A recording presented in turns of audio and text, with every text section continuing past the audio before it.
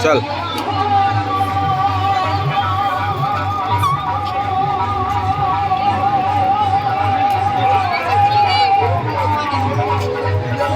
कैसे पता वीडियो बना लोग क्राउड डाल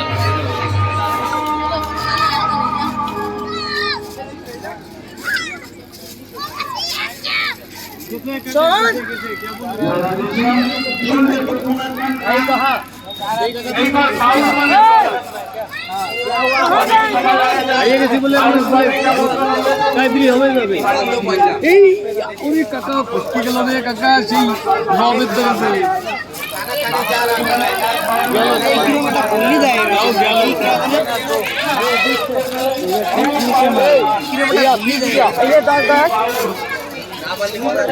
डबल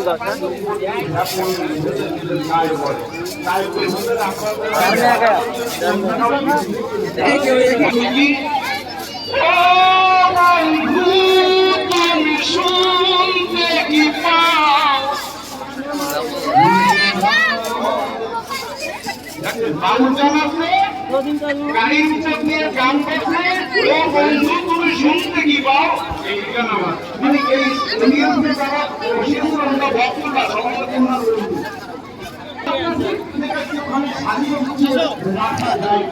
কারণ বাঙালি সরকার ধীরে ধীরে আমাদের বাউল গান মানে কি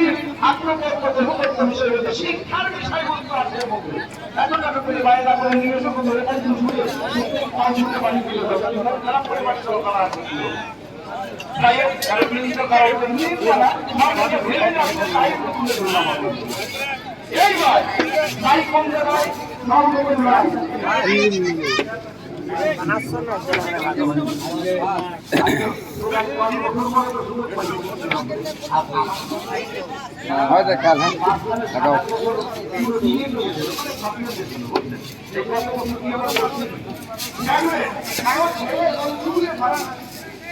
বাবা মা বাইরে এইবার ওর গুরুর বাউল গুরুর বন্ধ আছে কি আমার গুরু মোটামুটি অঞ্জন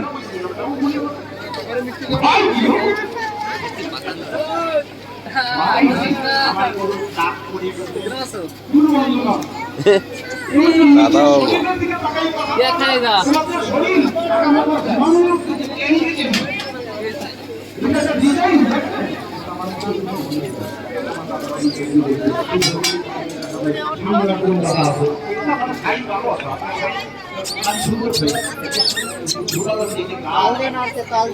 কি ভাই ভালো আছিস? হ্যাঁ ভালো তো কোন সময় আছিস? এই তো একটা বস টিকিট পি আর কি এটা খাই এটা হাত দিছি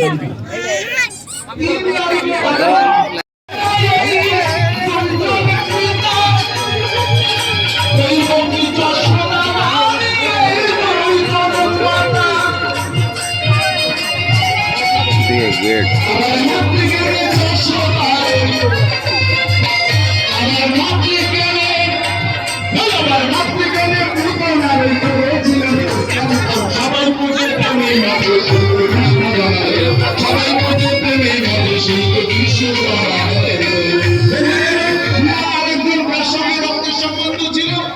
তিনি হচ্ছেন চেতনা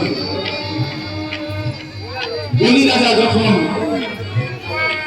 তার পুত্র করে ফেলতে যান ভগবান যখন গরিব দুয়ারে এসে দাঁড়ালেন ভগবানের রূপ দেখে প্রত্যেকটার পূর্ব জন্মে বলেছিলেন যে এত সুন্দর একটা ছেলে যদি সত্যি আমি ওর মা হতে পারতাম ভগবান বলেছে যথেষ্ট তাই এইবার যখন তিনি পদ ভবে চাইলেন সরকার দিয়ে দিলেন আর এক পদ নামি থেকে বের করলেন বামন অবতারে সেই পদে যাওয়ার সময় কলিরাজা বিভীষণ যখন হারিয়ে ফেললেন তার স্ত্রীর হিংসায় তার মস্তকখানা যখন সেই পথে দিলেন, তখন আবার বেচারা বলেছিল সত্যিকারে এমন সন্তান যদি আমার হতো তাহলে আমি স্তনে বিষ মাখিয়ে ওকে খাইয়ে মারতাম।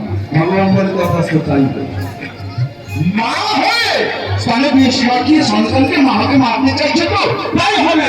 তাই পুতলার রূপে এই ধরায় আসবার পরে শ্রীকৃষ্ণকে মারবার জন্য পুতলার স্তনে বিষ মাখিয়ে শ্রীকৃষ্ণকে যখন কোলে করেন, বলে বললে ঈশ্বরের পরশ পেলে তখন রাক্ষসীর মনকে রাক্ষসী থাকে মাকে ভাব জেগে উঠল।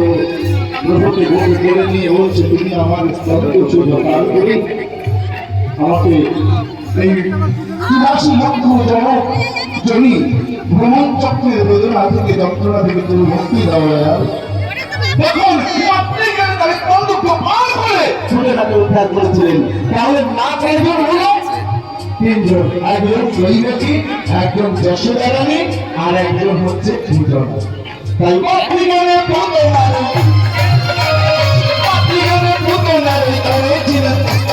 সবাই বোঝে, সবাই বোঝে।